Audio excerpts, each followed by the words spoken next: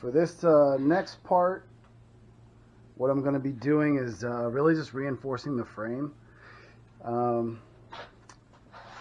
need to put some extra support on this back piece here, and then over on this side of the frame I need to reinforce either side to side there or in the corner. I gotta figure it out. Those were the spaces that that bent when I crashed. It also bent this piece here.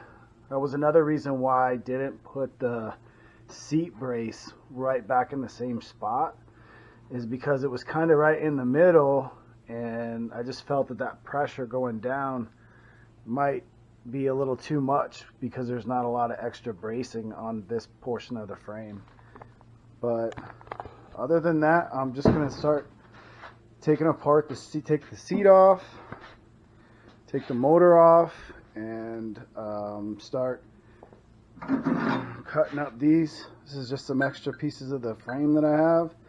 Because I only need pieces that are like 3.5 inches and maybe 6 inches, I should be able to reuse the rest of that frame pieces and get this tidied up.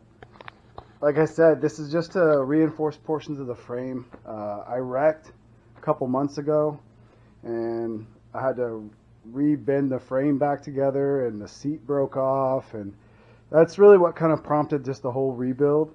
So now I'm just going to start taking it apart. Got the seat off.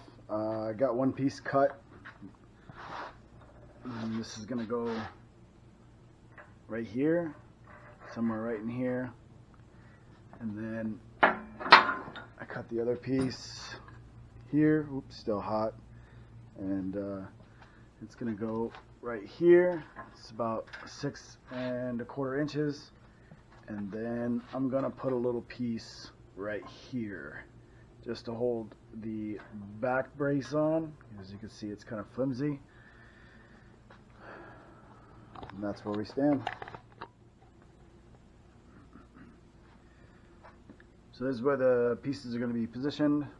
One here, one here, and the last one is right here under the seat. I'm going to clean up the space so that way it's got a nice clean spot to attach the weld to.